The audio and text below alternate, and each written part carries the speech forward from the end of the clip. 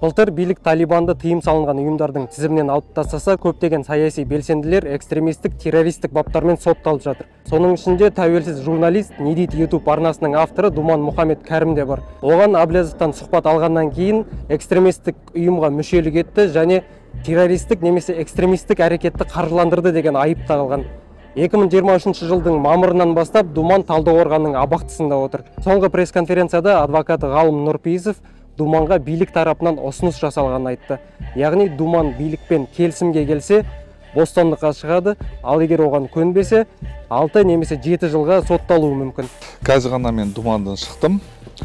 Денсаулығы Думан дұрыс, настроение боевое, сотқа біз дайынбыз. Соңғы кездерде осындай істерді жабық түрде өткізіп жатыр. Демек, билік қорқып жатыр. Негізі ешқандай қылмыс әрекет жоқ, ешқандай дәлел жоқ.